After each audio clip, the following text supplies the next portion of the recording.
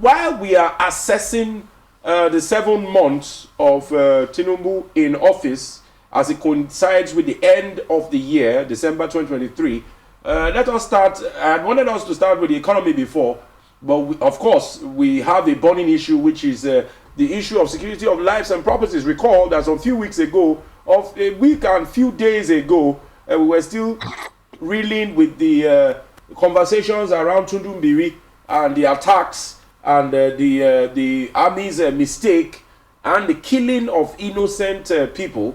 Now, this one is a planned and coordinated attack in Plateau that has left at least about 160 reported people dead and 221 houses, burnt to the ground. Mr. Jide Ojo, so far so good in the issue of security. How can you assess, the president? Again, thank you. For me, it's very sad, and my heartfelt condolence to the good people of Plateau State. This has been a recurring decimal since 2001, 22 years ago. We've been having this recurring murder, arson, all manner of madness and heinous crimes going on the plateau. So much so that the economy of the plateau has been negatively affected by these killings. It used to be that years back, when we want to have workshop or training for North Central, we usually will go to Plateau because of the costly environment, because of the very the temperate climate, in fact, it is the moniker for Plateau used to be, or is still anyway, the home of peace and tourism. Home of peace and tourism. But where is the peace? Where marauders could come and murder 160 people in one fell swoop, and we do not have the security agencies nipping it in the bud. And it's always condemnation and condemnation. So 7 months of Tinubu in the saddle in terms of security is still a low point. He cannot beat his chest to say he has done well. We thought Buhari was indolent, was clueless, was a toothless general when it comes to dealing with insecurity. Now we could see there was a news report from Beacon Securities that says that in the 7 months of Tinubu, over 5,000 lives have been lost. 5,000 between May 29 and December 27. That is huge. Yes, we may say that our population is 200 million.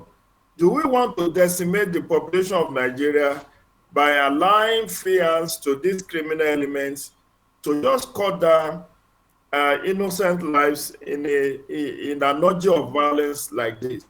It's a very heart-rending development.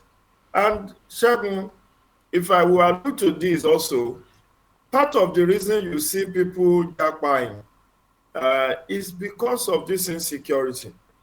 There are a category of Nigerians who actually have very secure job, they have well-paying job, they are comfortable, but the issue of insecurity is part of the reason they decide to vote with their feet.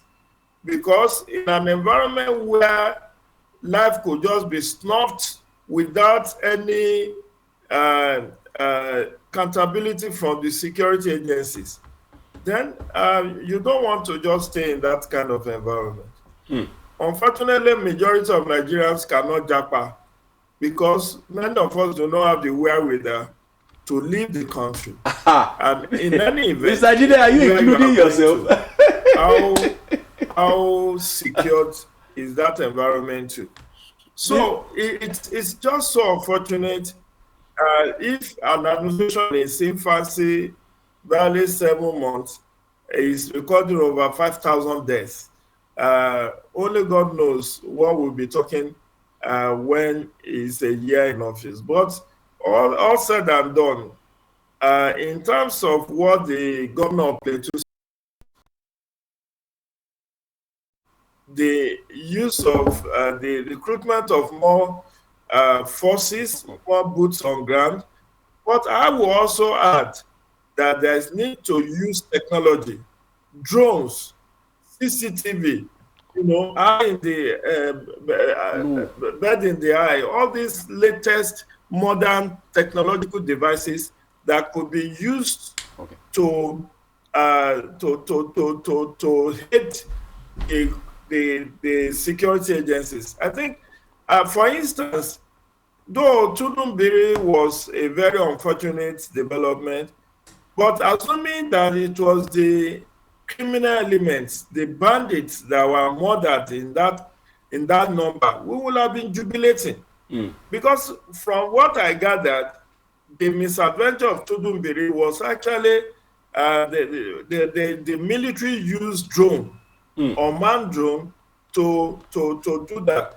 Unfortunately, I don't know why intelligence gathering has not been very top notch in the case of Plateau and other places where we have this banditry and insurgency going on. Because unless we invest heavily in information gathering, intelligence gathering, and the use of technology, how many millions of people are you going to recruit into the Nigerian Army, Navy, Air Force, and police that you think you will be most effective? All right. Don't forget, at the end of the day, these people will need to be paid, they will need to be trained, All right. and the cost is huge.